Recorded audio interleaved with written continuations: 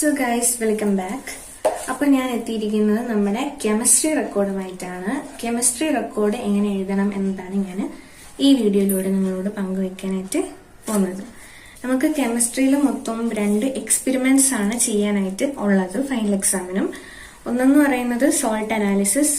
ഒരു സോൾട്ട് നമുക്ക് തരും, ആ സോൾട്ടിൽ ഉള്ള ആനയോണും കാറ്റയോണും നമ്മൾ കണ്ടുപിടിക്കണം.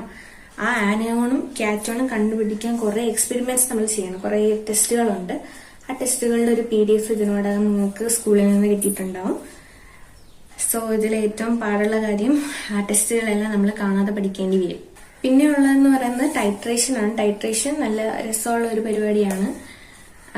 പിന്നെ നമ്മൾ പഠിച്ചിട്ട് പിന്നെ അത് വാല്യൂ എക്സാക്ട് അവർ ഉദ്ദേശിക്കുന്ന വാല്യൂ ഫൈനൽ എക്സാമിന് കിട്ടണം എന്നുള്ളതാണ് ഒന്നാമത്തെ ടാസ്ക്. നമുക്ക് കെമിസ്ട്രി റെക്കോർഡിന്റെ ഇൻസൈഡിലോട്ട് പോയി നോക്കാം. ഗൈസ്, അപ്പോൾ ഇതാണ് നമ്മുടെ കെമിസ്ട്രി റെക്കോർഡ് എന്ന് പറയുന്നത്. കെമിസ്ട്രി റെക്കോർഡിന്റെ പ്രത്യേകത എന്ന് പറഞ്ഞാൽ ആദ്യത്തെ ഫസ്റ്റ് ഹാഫ് ഇങ്ങനത്തെ നമ്മുടെ ഫിസിക്സ് ഒക്കെ പോലത്തെ റെക്കോർഡ് തന്നെ ആയിരിക്കും. പിന്നത്തെ ഹാഫ് ഇങ്ങനെ ആയിരിക്കും ഉണ്ടായിരിക്കുക. അപ്പം ഇതെന്താണ് സംഭവം എന്ന് ഞാൻ പറഞ്ഞുതരാം. അപ്പോൾ ഫസ്റ്റ് ഹാഫ് എന്ന് പറയുന്നത് ക്വാണ്ടിറ്റേറ്റീവ് അനാലിസിസ് ആണ്. ക്വാണ്ടിറ്റേറ്റീവ് അനാലിസിസ് എന്ന് പറയുമ്പോൾ നമ്മൾ തുടക്കത്തിൽ നമ്മൾ ഏതൊക്കെ ഇൻസ്ട്രുമെന്റ് യൂസ് ചെയ്യുന്നോ അതിനെ പറ്റിയൊക്കെ ഒരു ഡിസ്ക്രിപ്ഷൻ കൊടുക്കണം. അപ്പോൾ ഇത്രയും ഇൻസ്ട്രുമെന്റ്സ് ഒക്കെ ആണ് നമുക്ക് യൂസ് ചെയ്യാനുള്ളത്. അപ്പോൾ അതിനെ പറ്റിയുള്ള ഡിസ്ക്രിപ്ഷൻ, അതുപോലെ തന്നെ അതിന്റെ പടം ഒക്കെ എഴുതേണ്ടി വരും. അതിനുശേഷം നമ്മൾ വോളിമെട്രിക് അനാലിസിസിലോട്ട് വരും. ഈ വോളിമെട്രിക് അനാലിസിസിലാണ് നമ്മുടെ ഒറിജിനൽ എക്സ്പെരിമെന്റ് അവിടെ തുടങ്ങുന്നത്. അപ്പം ഈ വോളിമെട്രിക് അനാലിസിസ് നമ്മൾ ചെയ്യുന്ന എക്സ്പെരിമെന്റ് ആണ് ടൈട്രേഷൻ എന്ന് പറയുന്നത്. അത് നിങ്ങൾക്ക് ലാബിൽ ചെയ്യിപ്പിക്കുമ്പോൾ മനസ്സിലാവും. നമുക്ക് ഒന്നുകിൽ ഒരു ചെറിയ കുപ്പിയിൽ ആസിഡും വലിയ കുപ്പിയിൽ ബേസും തന്നെന്ന് വിചാരിക്കുക. എന്നാൽ നമ്മൾ ആ വലിയ കുപ്പിയിലെ ബേസ് ഉപയോഗിച്ച് ആ ചെറിയ കുപ്പിയിൽ തന്നിരിക്കുന്ന ആസിഡിന്റെ മാസിനെ നമ്മൾ അളക്കണം. അതാണ് നമ്മളിവിടെ ചെയ്യുന്ന എക്സ്പെരിമെന്റ് എന്ന് പറയുന്നത്. അതെങ്ങനെയാണെന്ന് വെച്ചാൽ അത് നമ്മൾ ലാബിലൊക്കെ ചെയ്യിപ്പിക്കും. പിന്നെ യൂട്യൂബിൽ വേണമെങ്കിൽ നിങ്ങൾക്ക് റെഫറൻസ് നോക്കാവുന്നതാണ്. അപ്പം ഇതിൽ നമുക്ക് എയിം ഉണ്ട്, പ്രിൻസിപ്പിൾ ഉണ്ട്, അതുപോലെ തന്നെ പ്രൊസീജിയർ ഉണ്ട്, പിന്നെ റിസൾട്ട്. അപ്പം നമ്മൾ കാൽക്കുലേഷൻസ് എല്ലാം ചെയ്യുന്നത് ഇപ്പുറത്തെ സൈഡിലാണ്. ഇപ്പുറത്തെ സൈഡിൽ ഈ ഒരു പെട്ടി വളരെ ഇമ്പോർട്ടന്റ് ആണ്. അപ്പം ഈ ഒരു എക്സ്പെരിമെന്റിൽ നമ്മൾ സോഡിയം ഹൈഡ്രോക്സൈഡ്, നമ്മളതൊരു ബേസ് ആണ്. ആ ബേസിന്റെ മാസിനെ നമ്മൾ HCl എന്ന് പറയുന്ന ആസിഡ് യൂസ് ചെയ്തിട്ട് നമ്മളിവിടെ കണ്ടുപിടിച്ച എക്സ്പെരിമെന്റ് ആണ് ഇവിടെ കൊടുത്തിരിക്കുന്നത്. അപ്പൊ അതിന്റെ ഓരോ കാൽക്കുലേഷൻസ് ആണ് എഴുതിയിരിക്കുന്നത്. ഇതുപോലെ ഒരുപാട് എക്സ്പെരിമെന്റ്സ് നമുക്ക് ചെയ്യാനും എഴുതാനും ഉണ്ട്. പിന്നെ അതിന്റെ കെമിക്കൽ ഇക്വേഷൻ വളരെ ഇമ്പോർട്ടന്റ് ആണ്.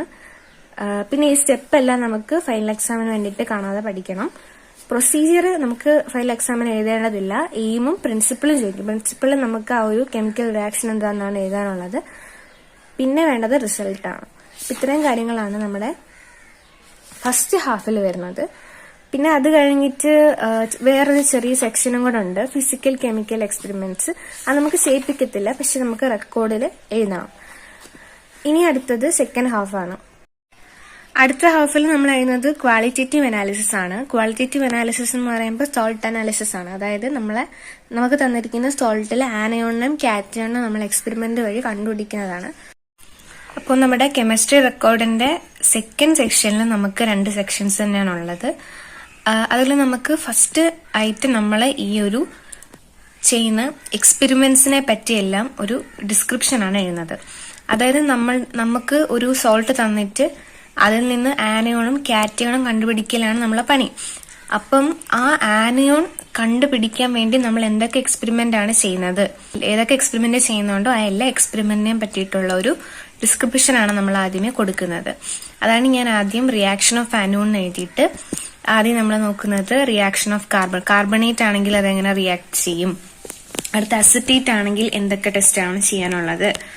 അപ്പം നമ്മൾ ഇതൊരു ഓർഡർ ഉണ്ട്. ആ ഓർഡറിലാണ് നമ്മൾ ആക്ച്വലി ലാബിലെ ടെസ്റ്റുകളെല്ലാം ചെയ്യുന്നത്. അപ്പം ആ ഓർഡറിൽ ചെയ്ത് വരുമ്പോഴേ നമുക്ക് എക്സാക്റ്റ് ആയിട്ടുള്ള ആനയോണും കാറ്റയോണും കണ്ടുപിടിക്കാൻ പറ്റും. അപ്പൊ നമുക്ക് ഈ ഒരു സെക്ഷനിൽ നമ്മൾ എന്തെല്ലാം ടെസ്റ്റ് ചെയ്യുന്നുണ്ടോ ആ ടെസ്റ്റുകളെ പറ്റിയെല്ലാം ഞാൻ ഫസ്റ്റ് പാർട്ടിൽ നമ്മൾ കുറച്ച് എഴുതും. ഈ ടെസ്റ്റുകളെല്ലാം നമ്മൾ എഴുതിയതിനു ശേഷമാണ് നമ്മൾ ആക്ച്വൽ സോൾട്ട് അനാലിസിസിനെ പറ്റിയിട്ട് നമ്മളെ റെക്കോർഡിൽ എഴുതുന്നത്. ഇതാണ് അനാലിസിസ് ഓഫ് സിമ്പിൾ സോൾട്ട് എന്ന് ആക്ച്വലി പറയുന്നത്. ഇങ്ങനെയാണ് നമ്മൾ ഫൈനൽ എക്സാമിന് എഴുതാനുള്ളത്. അപ്പൊ എങ്ങനെയാന്ന് പറഞ്ഞുതരാം. നമ്മൾ ആദ്യമേ ഹെഡിങ് എഴുതും അനാലിസിസ് ഓഫ് സിമ്പിൾ സോൾട്ട് എന്ന്. എന്നിട്ട് നമുക്ക് നമ്മുടെ സ്കൂളിൽ ചെയ്യിപ്പിക്കുന്ന ആദ്യത്തെ സോൾട്ട് ഏതാണോ അതിന്റെ ഹെഡിങ് കൊടുക്കും. അതായത് അനാലിസിസ് ഓഫ് സോൾട്ട് നമ്പർ 1. എന്നിട്ട് നമ്മൾ ആദ്യം ചെയ്യുന്നത് ആനയോൺ ഏതാണെന്ന് കണ്ടുപിടിക്കുകയാണ്. അപ്പൊ അതിന് വേണ്ടിയിട്ട് നമ്മൾ ആദ്യം അനാലിസിസ് ഓഫ് ആനോൺ എന്ന ഹെഡിങ് എഴുതും. അതിനുശേഷം നമ്മൾ നമ്മുടെ എക്സ്പെരിമെന്റ്, നമ്മൾ ചെയ്യുന്ന എക്സ്പെരിമെന്റ്, ഫസ്റ്റ് എക്സ്പെരിമെന്റ് ഏതാണെന്ന് എഴുതും. അതിനുശേഷം അത് ചെയ്തപ്പോൾ നമുക്ക് കിട്ടിയ ഒബ്സർവേഷൻ എന്താണെന്ന് എഴുതും. അതിനുശേഷം അതിൽ നിന്ന് കിട്ടിയ റിസൾട്ട് നമ്മൾ എഴുതും. അങ്ങനെ ആ ഒരു ഓർഡറിലാണ് നമ്മൾ അങ്ങോട്ടുള്ള എല്ലാം എഴുതുന്നത്. ഇപ്പൊ നമുക്ക് ഫസ്റ്റ് സോൾട്ടിൽ തന്നെ നമുക്ക് കാർബണേറ്റ് കിട്ടുകയാണ്, ഫസ്റ്റ് ടെസ്റ്റിൽ തന്നെ കാർബണേറ്റ് കിട്ടുകയാണെന്നുണ്ടെങ്കിൽ നമ്മൾ അതിന്റെ കൺഫർമേറ്ററി ടെസ്റ്റും കൂടെ ചെയ്യും. അപ്പൊ ആ കൺഫർമേറ്ററി ടെസ്റ്റിന് വേണ്ടിയിട്ട് നമ്മൾ കൺഫർമേറ്ററി ടെസ്റ്റ് ഫോർ കാർബണേറ്റ് എന്ന ഹെഡിങ് കൊടുത്തിട്ടാണ് നമ്മൾ കൺഫർമേറ്ററി ടെസ്റ്റിന്റെ ആ ഒരു ഡിസ്ക്രിപ്ഷൻ കൊടുക്കുന്നത്. എന്നിട്ട് ഇപ്പൊ കൺഫർമേറ്ററി ടെസ്റ്റിന് നമുക്ക് അത് പ്രൂവ് ആയി കിട്ടുകയാണെങ്കിൽ നമ്മൾ റിസൾട്ട് എന്ന ഹെഡിങ് കൊടുത്തിട്ട് റിസൾട്ട് എടുത്തെഴുതും. The given simple salt contain carbonate as anion. അപ്പൊ നമുക്ക് ഒരു വട്ടം ആനോൺ കിട്ടിക്കഴിഞ്ഞാൽ പിന്നെ നമുക്ക് അടുത്തതിലോട്ട് പോകാം, കാറ്റയോണിലോട്ട് പോകാൻ പറ്റും. അപ്പൊ കാറ്റയോണിലതും ഇതേ സെയിം പ്രൊസീജിയർ ആണ്. നമ്മൾ എന്തൊക്കെ എക്സ്പെരിമെന്റ് നമ്മൾ ചെയ്യുന്നുണ്ടോ അതെല്ലാം നമ്മൾ റെക്കോർഡിൽ എഴുതേണ്ടതായിട്ട് വരും. അപ്പൊ ഞാൻ പറഞ്ഞായിരുന്നു നമ്മൾ ഇതൊരു ഓർഡറിലാണ് ചെയ്തു വരുന്നത് എന്നുള്ളത്. അപ്പൊ നമുക്കിപ്പം നോക്ക്, അനാലിസിസ് ഓഫ് സോൾട്ട് നമ്പർ 2 എനിക്ക് ഫസ്റ്റ് ടെസ്റ്റ് കാർബണേറ്റിന്റെ ടെസ്റ്റ് ചെയ്തപ്പോഴത്തേക്കും എനിക്ക് റിസൾട്ട് കിട്ടിയില്ലായിരുന്നു. അപ്പം അതുകൊണ്ടാണ് ഞാൻ ഇങ്ങനെ എഴുതിയിരിക്കുന്നത് no brisk effervescence, absence of carbonate. അപ്പം അത് എഴുതണം. അതിനുശേഷം ഞാൻ അടുത്ത ടെസ്റ്റ് ചെയ്ത് നോക്കിയപ്പം എനിക്ക് പ്രസൻസ് ഓഫ് അസറ്റേറ്റ് കൺഫേംഡ് ആയി. അപ്പോഴാണ് ഞാൻ അതവിടെ സ്റ്റോപ്പ് ആക്കിയിട്ട് അതിന്റെ കൺഫർമേറ്ററി ടെസ്റ്റിലോട്ട് പോയത്.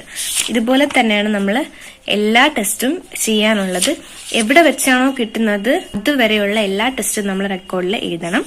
പിന്നെ അതിന്റെ കൺഫർമേറ്ററി ടെസ്റ്റ്. ആനോൺ കിട്ടിക്കഴിഞ്ഞാൽ നമുക്ക് കാറ്റയോണിന്റെ ടെസ്റ്റിനെ പറ്റി എഴുതാൻ പറ്റും. ഇപ്പൊ നമ്മുടെ ഫൈനൽ എക്സാമിനായാലും നമ്മൾ ഇതുപോലെ ഏതൊക്കെ ടെസ്റ്റ് ചെയ്തോ അതിനെ പറ്റിയെല്ലാം നമ്മൾ നമ്മുടെ ആൻസർ ഷീറ്റിൽ എഴുതേണ്ടതായിട്ട് വരും. അപ്പം ഇതാണ് നമ്മുടെ അനാലിസിസ് ഓഫ് സോൾട്ടിൽ വരുന്നത്.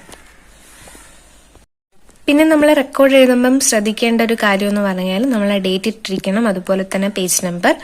എങ്കിൽ മാത്രമേ നമുക്ക് ലാസ്റ്റ് ആകുമ്പോൾ നമ്മുടെ ഇൻഡെക്സ് പേജിലെല്ലാം കറക്റ്റായിട്ട് എഴുതാനായിട്ട് പറ്റൂ. അതുപോലെ തന്നെ ഈ ഒബ്സർവേഷൻ ആൻഡ് കാൽക്കുലേഷൻ എഴുതുമ്പോൾ നമ്മൾ ഏതുമായിട്ടാണ് ചെയ്യുന്നതെന്നുള്ളത് നമ്മൾ ആ പെട്ടിയുടെ മുകളിലായിട്ട് എഴുതിയിരിക്കണം. So thank you guys.